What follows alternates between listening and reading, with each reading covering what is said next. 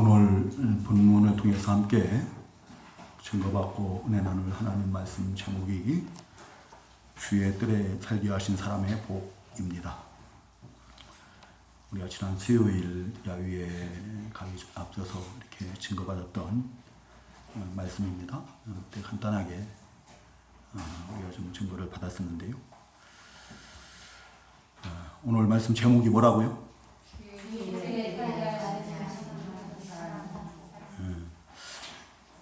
제목이 조금만 길면은 대답하는데 곤란을 느끼는 것 같아요. 주의 뜰에 살게 하신 사람의 복입니다. 주의 뜰은 뭡니까? 주의 뜰. 주의 뜰은 그 4절에 나오죠.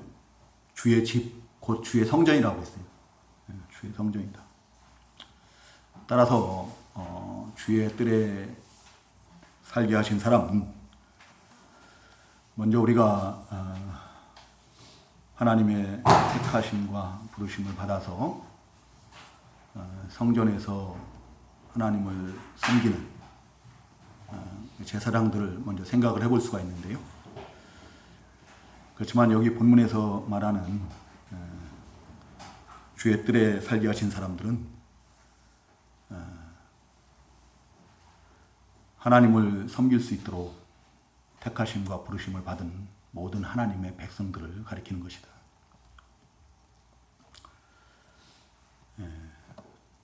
때마다 하나님께서 부르실 때마다 성전에 나가서 마음과 뜻과 힘과 정성을 다해서 하나님께 제사하고 하나님을 섬기는 그 하나님의 백성들을 가리킵니다. 오늘날로 말하면 그리스도 예수 안에서 죄사함을 받고 예수 믿고 구원받은 하나님의 백성들이죠. 하나님의 택하심으로 성령의 효력 있는 그 부르심으로 예수 믿고 구원받은, 그래서 성전에 모여서 늘 하나님 앞에 예배하고 하나님을 섬기는 주의 백성들을 가리킨다 라고 이렇게 말씀드릴 수가 있습니다. 주의 뜰은 여기서는 이 성전을 가리키지만 우리 하나님은 그 성전에만 이렇게 국한되어서 계시는 그런 하나님이 아니시고 안 계신 곳이 없으신 천지에 충만하신 하나님이시다 라고 이렇게 우리가 증거를 받았습니다. 그렇기 때문에 주의 뜰은 사실은 하나님의 백성들이 가는 곳 어디든지 주의 뜰이 되는 것이죠. 주의 뜰에 살게 하는 사람들은, 살게 하신 사람들은 곧 늘 하나님 앞에서 언제 어디서나 하나님을 의식하고 하나님 앞에서 하나님을 섬기는 생활을 하는 성전 생활을 하는 자들이에요. 하나님께서 나를 성전 삼으셨기 때문에 어디서든지 항상 하나님을 찾고 하나님과 교제하며 하나님을 섬기고 하나님의 영광을 위해서 사는 그런 하나님의 백성들이 곧 성도들이 주의 뜰에 살게 하신 사람들이다.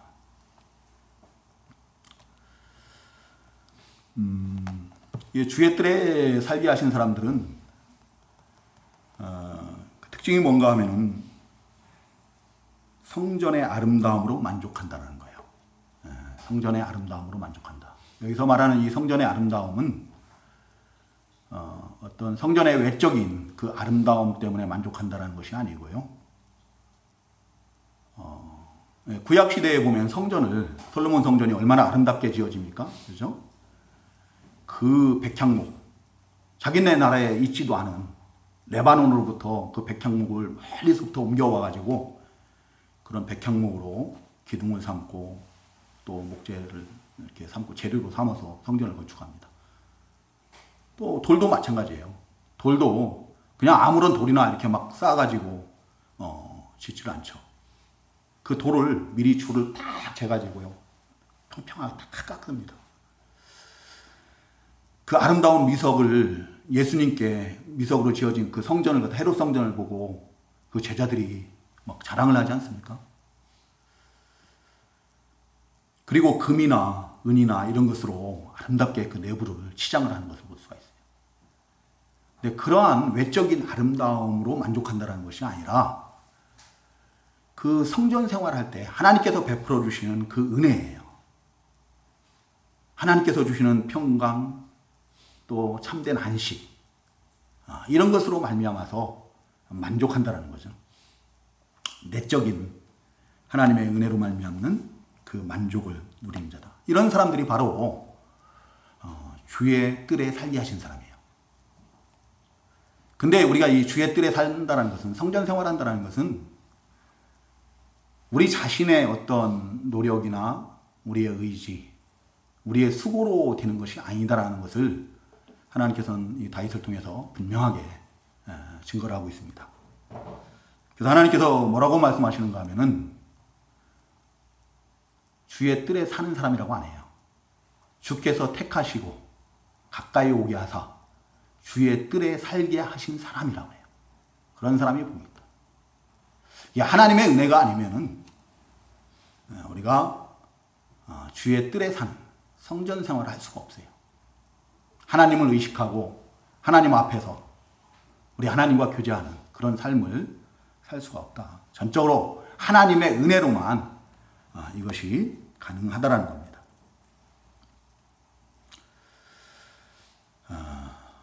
오늘 이 자리에 오신 우리 성도님들이 하나님의 택하심과 또 가까이 오게 하심과 주의 뜰에 살게 하심, 그런 복된 주의 백성들인 줄로 믿습니다. 그럼 주께서 택하시고 또 가까이 오게 하시고 주의 뜰에 살게 하신 그 사람들에게 약속하신 복이 무엇인가? 본문을 통해서 약속하신 복이 세 가지예요.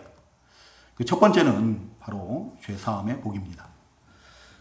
3절에 보면은 죄악이 나를 이겼사오니 우리의 허물을 주께서 사하시리이다 라고 했어요. 죄사함의 복이다. 이 시를 누가 지었다라고 그래요? 다윗이 지었죠. 다윗이 하나님의 감동으로, 성령의 감동으로 이 시를 짓고 찬양을 한 겁니다. 하나님께서는 이 시를 기록한 다윗을 가리켜서 사도행전 13장 22절에 보면은 내 마음에 맞는 사람이라고 해요. 내 마음에 합한 사람이다 라고 이렇게 말씀하시죠. 다윗은 오실 예수 그리스도를 예표하는 모든 인물들 가운데 가장 대표적인 그런 사람이에요. 하나님께서 인정하는, 하나님의 마음에 맞는 사람이라고 인정하는 그런 사람이죠. 그래서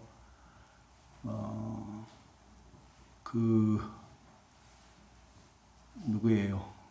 그 밧세바의 일 외에는, 햇사람 우리아의 일 외에는 평생에 여호와 보시기에 정직히 행했다라고 이렇게 하나님께서 인정하는 그런 사람이죠. 그런데 그런 다윗조차도, 다윗이 뭐라고 오늘 본문에 보면 고백을 하는가 하면은 3절에 죄악이 나를 이겼사오니, 죄악이 나를 이겼사오니 라고 이렇게 고백을 하는 거죠. 죄악이 나를 이겼다라는 이 고백은 직역을 하면은 죄악이 나를 압도하였사오니, 죄악이 나를 압도하였사오니.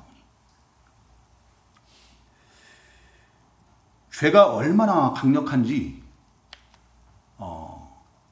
다윗을 압도했다는 것은, 다윗은 왕이에요. 그렇기 때문에 그 모든 백성들이 다 죄 앞에 무력하고 압도를 당한다는 거죠. 다윗 자신의 힘으로는, 자기 의지로는, 자기의 노력으로는 늘 죄 앞에 연약할 수밖에 없고, 죄를 범할 수밖에 없고, 무력한 그런 존재라는 거예요. 죄 앞에 자신이 얼마나 연약한 자인지를, 하나님의 은혜가 아니면은 죄 가운데서 빠져서 헤어나올 수 없는 그런 연약한 존재임을 하나님 앞에 고백하는 거죠. 죄가 너무나 강력하기 때문에 모든 인생들은 그 죄로 말미암아서 하나님을 대적하고 하나님을 거스리죠. 자기가 주인된 하나님이 모든 만유의 주인이시거든요. 주권자이시거든요. 그래서 하나님의 뜻대로 사는 게 아니라 하나님을 거스리고 하나님의 뜻을 대적하고 자기가 주인 되고 자기 마음대로 자기가 원하는 그런 삶을 사는 거죠. 그리고 이제 그 죄로 말미암아서 어떻게 해요? 그 죄값으로 인해서 영원히 그 죄의 형벌, 지옥 멸망에 던져질 수밖에 없는 거죠. 네, 그런 처참한 자리에 놓여 있는 그런 자인데, 근데 하나님께서 그럼에도 불구하고 하나님께서 택하시고 가까이 오게 하셔서 그 뜰에 살게 하신 자들에는 그 죄를 사하실 것이다 라고 이렇게 하나님의 감동으로 찬양을 하는 거예요. 예언적 찬양인 거예요. 하나님께서 어떻게 그러면은 그 택하신 자들, 그 부르신 자들을 죄를 사하시는가, 용서하시는가. 이사야서 53장 그 8절에서 증거하는 것처럼 우리의 모든 죄를 누구에게 담당시키셔요? 오실 그리스도께 담당시키는 거예요. 우리는 다 그릇되어서 어떻게 해요? 각기 제 길로 갔지만 우리의 모든 죄악을 누구에게 담당시켜서요? 오실 그리스도께. 세상 죄를 지고 가는 하나님의 어린 양 되시는 그리스도께 다 담당시키는 거죠.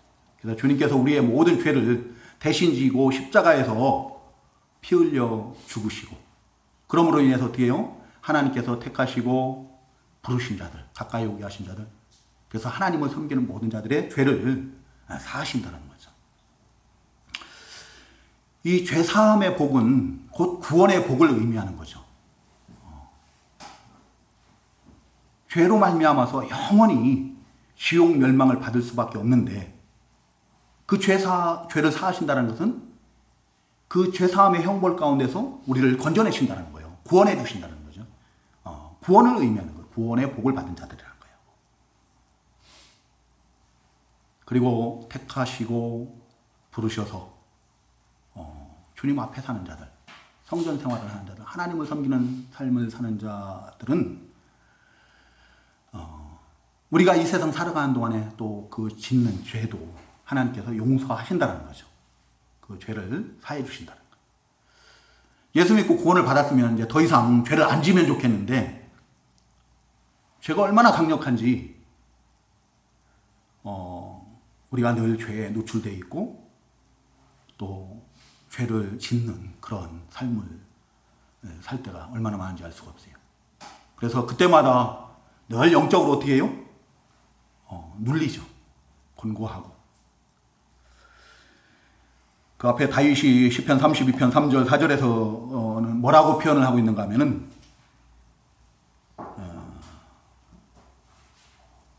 내 뼈가 쇠하였다라고 해요.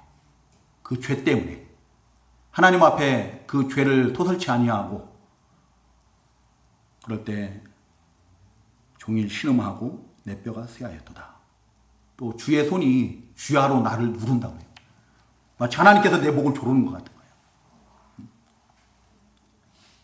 내 진액이 다 빠져서 여름 가뭄에 마름같이 화하였도다 라고 이렇게 고백을 하는데요. 그렇지만 우리 하나님은 어떻게 하신다고요? 택하신 자들, 부르신 자들, 하나님 앞에 사는 자들의 죄를 사하신다라고 했어요. 시편 86편 5절에 보면은 우리 하나님은 선하셔서 사죄하기를 즐거워하신다라고 했어요. 예수 믿고 구원받은 하나님의 백성들도 범죄하지 않는 거 아닙니다. 죄를 짓습니다. 악한 생각도 할 수 있고 악한 마음을 품고 그 악한 마음이 우리의 행실로 드러나기도 하고 말로써 드러나기도 하고 그러죠. 그러면 그때마다 하나님과의 관계가 막히고 영적으로 곤고하고 평안을 얻지 못하고 하나님과 그 기도로서 교통을 할 수가 없고 그렇죠. 이제 그럴 때 우리가 죄 사함을 받는 방법이 뭔가 하면은 바로 우리의 죄를 숨기는 게 아니라 우리가 우리 죄를 하나님 앞에 숨긴다고 할지라도 하나님 아셔요, 몰라요? 다 아신다. 다 이미 아셔요. 그 죄를 하나님 앞에 솔직하게 고백하는 거, 아뢰는 거, 그리고 용서를 구하는 거, 이것이 믿음인 거예요. 그리고 그 죄에서 빨리 돌이키는 거예요.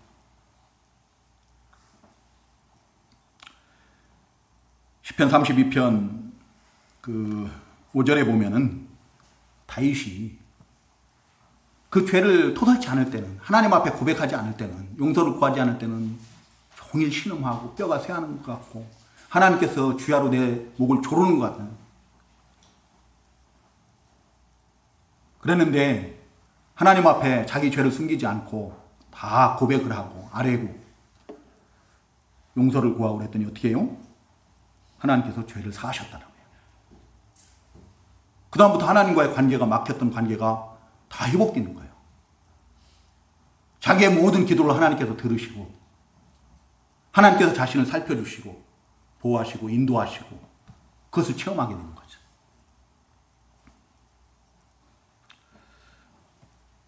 잠언 28장 13절에서는 자기의 죄를 숨기는 자는 형통하지 못하나 죄를 자복하고 버리는 자는 불쌍히 여김을 받으리라. 요한일서 1장 9절 만일 우리가 우리의 죄를 자복하고 자백하면 그는 미쁘시고 의로우사 우리의 죄를 사하시며 우리를 모든 불의에서 깨끗게 하신다라고 이렇게 증거를 하고 있습니다.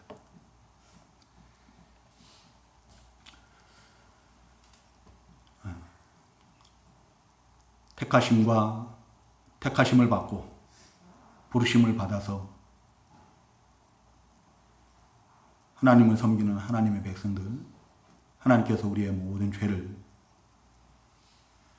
그리스도 예수의 십자가의 보혈로 다 사하신 줄로 믿습니다. 또한 우리가 이 세상 살아가는 동안에 짓는 모든 죄도 우리 하나님 앞에 우리가 고백할 때, 용서를 구할 때 하나님께서 다 용서하신 줄로 믿습니다. 우리 성도님들 기도가 안 되시는 분들이 있으면은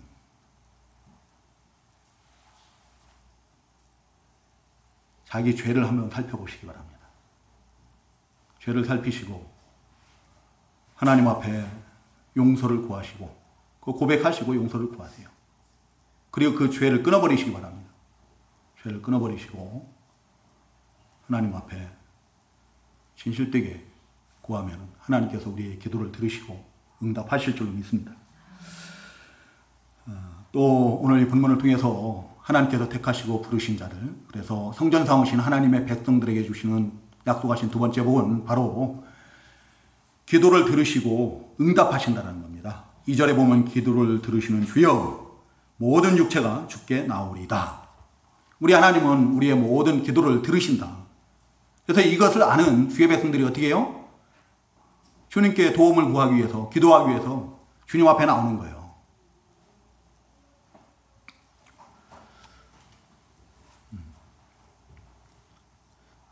하나님께서 하나님의 백성들에게 은혜의 방편으로 세 가지를 허락하셨습니다. 우리 성도님들 뭔지 아세요? 뭐와 뭐예요? 세 가지.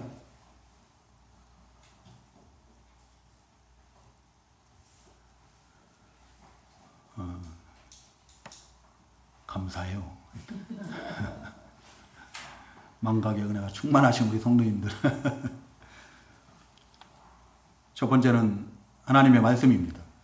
말씀으로 우리에게 은혜를 베푸시는 거예요. 두 번째는 기도입니다. 세 번째는 성례식이에요. 성례식. 기도는 하나님께서 우리에게 약속하신 은혜, 복을 구하는 은혜의 방편이다. 우리가 구할 것을 하나님께 아뢰고 그것을 공급받게 하는 하나님이 주신 은혜의 수단, 은혜의 방편이에요. 하나님께서 우리에게 기도를 은혜의 방편으로 약속을 하시고 그 기도를 들으신다라고 약속을 하세요. 오늘 이 본문에서도 하나님께서 우리의 기도를 들으시고 응답하신다라고 해요. 오늘 본문뿐만 아닙니다. 우리가 지지난주 29일 날, 9월 29일 날 주일에 증거받은 말씀, 그 제목이 뭐였죠? 여호와의 눈과 마음이 항상 있는 곳, 곧 성전이죠. 그 성전에서 기도하는 그 기도를 하나님께서 어떻게 한다고요? 눈을 들어서 살피시고 귀를 기울여 들으신다라고 해요. 그 약속하신 거 우리가 분명히 들었잖아요. 우리 성도님들 잘 아시는 예레미야서 몇 장입니까? 29장 12절 13절에 보면 너희가 내게 부르짖으며 내게 와서 기도하면 내가 너희들의 기도를 들을 것이요 너희가 온 마음으로 나를 구하면 나를 찾을 것이요 나를 만나리라 라고 이렇게 말합니다. 우리 하나님께서는 성경 여러 곳에서 우리의 기도를 들으신다라고 말씀하세요. 그리고 응답하신다라는 겁니다. 너희가 온 마음으로 나를 구하면 나를 찾을 것이요 나를 만나리라 하는 것은 응답하시겠다라는 겁니다. 우리의 기도를 들으시고 그 기도에 응답을 하시겠다라는 거예요.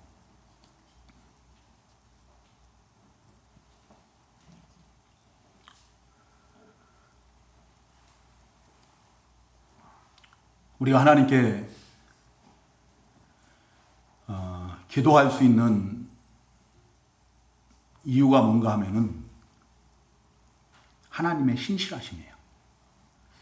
하나님께서 약속하신 그 복에 대해서 반드시 이루시는 그 약속을 반드시 이루시는 그 신실하신 하나님이시기 때문에 우리가 그 약속을 믿고 하나님께 구할 수 있는 거죠. 그 하나님의 신실함에 대한 그런 믿음이 없으면은 그 약속을 이루실 것에 대한 그런 믿음이 없으면 기도할 수 있어요? 없어요? 기도할 수 없죠. 믿음 없이 구하는 기도는 그건 뭐 아무 소용 없어요. 받지를 못합니다. 그리고 오늘 이 본문에서 본문 6절에서 7절에 들어가는 것처럼 하나님이 어떤 하나님이신가? 하나님은 우리 6절 7절 한번 같이 읽어볼까요? 6절 7절 시작. 주는 주의 힘으로 산을 세우시며 권능으로 띠를 띠시며 바다의 설렘과 물결의 흔들림과 만민의 소유까지 진정하시나이다. 아멘. 우리 하나님은 그 힘으로 산을 세우시는 전능하신 하나님이시다. 바다의 설렘과 물결의 흔들림과 만민의 소유까지 진정하시는 주권자이신 거예요. 모든 만물의 주권자이시다. 하나님께서 우리에게 복을 주실 수도 있고 우리에게 화를 주실 수도 있는 그런 주권자이신 하나님이시기 때문에 그걸 믿기 때문에 우리가 하나님께 기도를 할 수가 있는 거죠.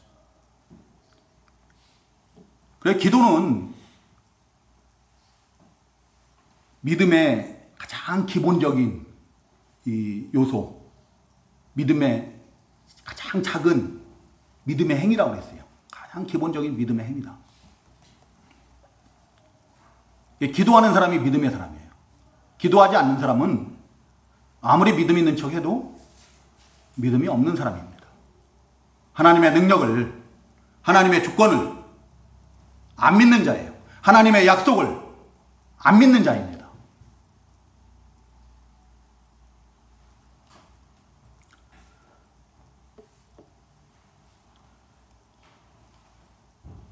하나님께서는 우리의 필요를 다 아십니다.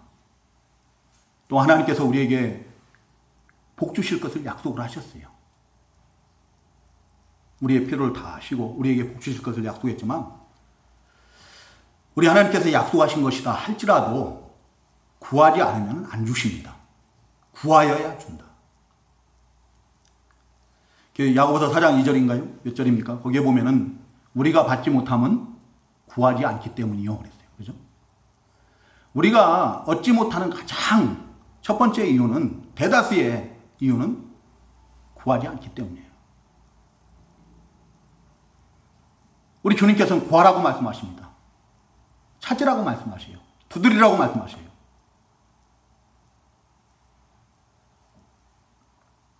너희가 갈지라도 좋은 것으로 자식들에게 줄 줄 알거든. 하물며 하늘에 계신 아버지께서 너희가 구하면, 너희가 찾으면, 너희가 두드리면 좋은 것을 주지 않겠느냐라고 말씀하시거든요. 근데 우리가 구하지 않기 때문에 받지 못하는 거죠.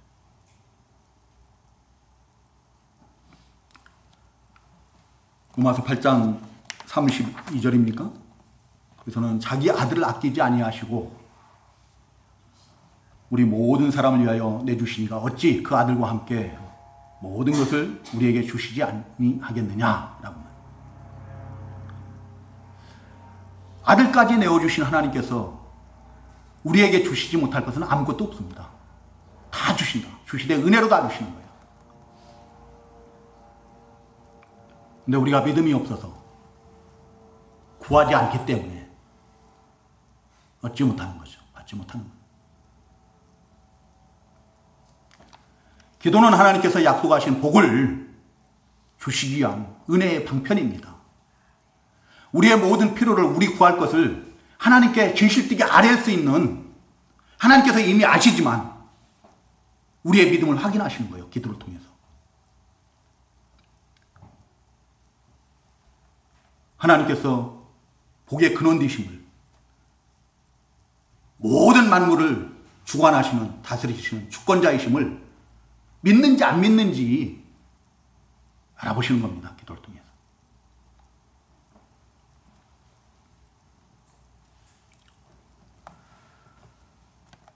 우리 성도님들, 혹시 환난 당하시는 성도님들 계십니까? 어려움 당하는 성도님들 계시면은요, 시편 50편 15절 말씀을 기억하시기 바랍니다. 환난 날에 나를 부르라. 내가 너를 건지리니 네가 나를 영화롭게 하리로다. 어렵고 힘든 일 당할 때 하나님의 백성들이 할 일은 뭔가 하면 낙심할 게 아닙니다. 포기하는 게 아니에요. 하나님을 찾으시기 바랍니다. 하나님을 부르시기 바랍니다. 그리고 하나님의 도우심을, 하나님의 은혜를 구하시기 바랍니다.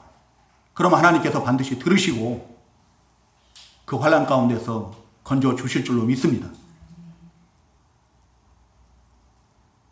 우리의 기도를 들으시고 그 환난 가운데서 우리를 건지심으로 우리를 통해서, 나를 통해서 하나님이 살아계심을, 하나님의 그 크신 권능을 나타내셔서 하나님의 영광을 나타내시는 그런 우리 하나님이신 줄로 믿으시기 바랍니다.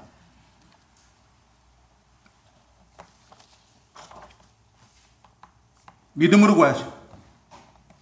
아무것도 염려하지 말고 다만 모든 일에 기도와 간구로 너희 구할 것을 감사함으로 하나님께 아뢰라. 하나님께서 들으신 줄로 믿으시고 하나님께서 이루실 줄로 믿으시고 감사함으로 구하시기 바랍니다. 받으신 줄로 믿고 구하세요. 그러면 우리 주님께서 다 이루신다라고 약속하셨어요.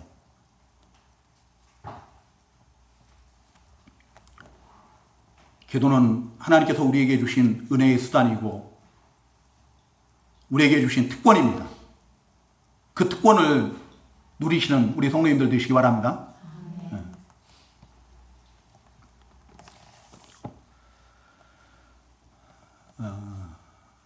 그리고 세 번째로 하나님께서 택하시고 가까이 오게 하셔서 뜰에 살게 하신 하나님의 백성들에게 그 약속하신 복은 풍요로움의 복입니다. 풍요로움. 하나님께서 택하시고 또 가까이 오게 하셔서 그 뜰에 살게 하신 사람들에게 성전의 아름다움으로만 만족하게 하는, 곧 영적으로만 만족한 삶을 살게 하는 그런 하나님이 아니시라는 거죠. 육신적으로도 또 물질적으로도 형통케 하시고 풍요롭게 하셔서 그 하나님의 백성들로 하여금 그 구원의 은혜, 그 사죄의 은총에 더 감사, 찬송, 존귀, 영광을 돌려드릴 수 있도록 하시는 그런 하나님이시다. 하나님께서 우리를 택하시고 부르셔서 구원을 하셨지만, 모든 죄를 용서하시고 구원하셨지만, 우리가 이 세상 살아가는 동안에 환난을 당하면은 참 하나님의 영광을 나타내기가 쉽지가 않아요. 그죠? 웬만한 믿음 가지고는 그게 안 돼요. 그래서 하나님께서는 어떡합니까? 그 구원의 은혜, 그 사죄의 은총에 하나님께서 나의 하나님 되신 거, 이런 은혜에 감사, 찬송, 존귀, 영광을 돌려드리기 위해서 육신적으로 우리에게 필요한 것들을 풍요롭게 공급하신다는 거예요. 근데 먼저 우리가 꼭 생각해야 되는 게 뭔가 하면은 내가 영혼이 먼저 잘 돼야 된다는 겁니다. 죄사함을 받아야 돼요. 죄사함을 받고 또 하나님과의 관계가 막힌 것이 없이, 그래서 하나님과 영적으로 늘 교통하는, 기도하는 그런 우리 영혼이 그런 상태로 잘 됐을 때 하나님께서 어떻게 해요? 육신적으로도 우리를 통해서 영광을 나타내기 위해서 복되고 형통케 하시는 거예요. 풍요롭게 하시는 거다.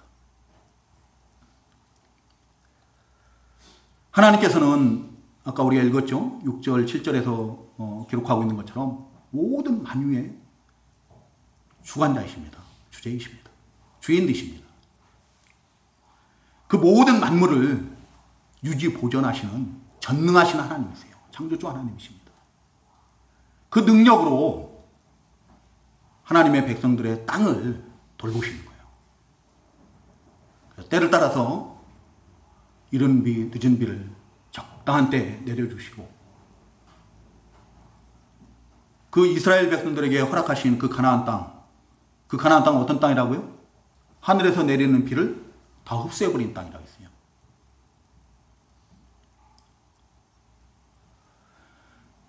건조한 땅입니다. 척박한 땅이에요. 광야와 같은 곳이거든요, 사실. 근데 그 땅을 하나님께서 어떻게 해요?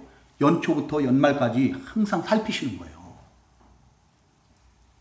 그래서 때를 따라서 이른 비, 늦은 비를 적당한 때에 내려주심으로 그 땅을 촉촉히 적셔주시고, 그 땅이 부드럽게 하고, 그래서 그 땅에서 싹이 나게 하고 곡식이 자라게 하시고, 곡식을 거두고 많은 열매를 거두고, 또 초장에서는 양들이, 소들이, 염소가 풀을 뜯게 하시고, 그 양이나 소 이런 것을 통해서 젖을 얻게 하시고 고기를 얻게 하시고 배불리 먹게 하시는, 풍요롭게 하시는 그런 하나님이시죠. 본문 9절에서 13절의 말씀이 바로 그런 내용이죠. 신명기 11장에서 하나님께서 약속하신 그 가나안 땅, 그 땅이 젖과 꿀이 흐르는 땅이라고 말씀하시지 않습니까? 그 말씀을 시적으로 표현한 거예요, 오늘 본문은. 9절에서 13절은.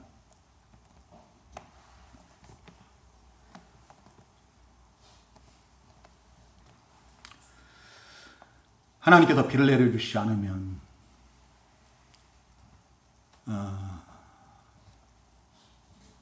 땅이 사막화되는 것은 순식간이에요. 우리나라 지난 한 해 동안 하나님께서 적당히 비를 많이 내려주신 것 같아요. 물이 넉넉하게 하셨는데, 그래서 모든 산과 들에 곡식과 과일과 이런 것들이 풍요롭게 하셨어요. 근데 비를 내려주지 않으시면 1년만 안 내려도요, 어떻게 해요? 다 황폐케 됩니다. 2년, 3년 계속 지속되면 어떻게 돼요? 땅은 사막화되게 돼요. 세상에 많은 나라들이 지금 물이 부족해서 어려움을 당하고 있습니다. 그 땅이 급속히 사막화가 되고 있어요. 근데 우리나라는 어때요? 올 한 해 동안도 하나님께서 참으로 적당하게 햇빛도 주시고, 고루 빛을 비추시고, 바람을 주시고, 또 물을 넉넉하게 내주셔서 모든 것을 풍요롭게 하셨어요. 제가 수요일 날도 말씀드렸지만 제 차에 가면 대추가 있어요. 대추. 그 대추가 어떤 대추인가 하면 바로 요 옆에 대추나무에서 떨어진 거거든요. 그 옆에 요 옆에 예산수퍼인가요? 그 권사님이 저보고 먹어보라고 한 주먹 주셔가지고 받아가지고 차에 있는데요. 다 못 먹고 얼마나 다른지 몰라요. 시퍼런 부분이 더 많아가지고 아 이걸 어떻게 먹나 무슨 맛으로 먹나 그랬는데 먹어보니까 달아요. 맛있어요. 감이고 뭐 이런 게 모든 게 다 풍요로워요. 참 우리가 이 땅에 하나님께서 베풀어 주신 그 풍성하게 하신 그 복에 감사해야 될 줄로 믿습니다. 우리 하나님께서는 여기 7절에 보면은 바다의 설렘과 물결의 흔들림과 만민의 소유까지 진정하시나이다 하고 있는데요. 지금 우리나라가 엄청 시끄럽죠? 만민이 소유하는 이런 시대. 이런 것까지도 하나님께서 다 잠잠케 하실 수 있는, 진정시킬 수 있는 그런 하나님이시랍니다. 어제 일본에서 목회하시는 우리 노아키 목사님 동경에서 목회하시는데요. 문자가 왔어요. 너무 두렵고 너무 떨린다라는 거죠. 우리 인생들의 그 무력함을 느낀다. 얼마나 비가 많이 쏟아지고 얼마나 바람이 거세게 집이 그냥 막 흔들리는 것 같아요. 집이 금방이라도 다 뛰어내려갈 것 같고 막 그렇다는 거예요. 그러면 기도해달라고 어제 오후 4시 몇 분인가에 카톡이 왔어요. 목사님들 기도해 주시기 바랍니다. 동경에 얼마 전에 개척한 교회도 있어요. 총회에서 1억을 지원을 해가지고 전도사님 한 분이 개척을 했는데요. 그런 교회들이 생각이 나는 거죠. 우리가 일본을 감정적으로는 미워할 수 있습니다. 그렇지만 그렇다 해서 그런 것을 가지고 우리가 뭐 이러쿵저러쿵 하면 안 돼요. 뭐 잘됐다 그런 생각까지는 안 되죠. 그 사람들이 무슨 죄가 있어요? 사람들이 뭐 무슨 죄가 있습니까? 뭐 일부 정치인들이 미운 짓 하는 거 아니겠어요? 거기서 고통받는 그 많은 사람들을 우리가 생각을 해야 되고 그 많은 사람들을 위해서 또 그 중에는 우리 교민들이 많이 있잖아요. 또 뭐 교회들도 많이 있어요. 한국 교회들이 일본에 가서 많이 개척을 했거든요. 선교를 하고 있거든요. 근데 정말 하나님의 은혜가 아니면은 뭐 금방이라도 다 무너지고 떠내려갈 것 같은 거죠. 그런 고통 가운데서 불안한 가운데서 이제 기도를 부탁을 했는데요.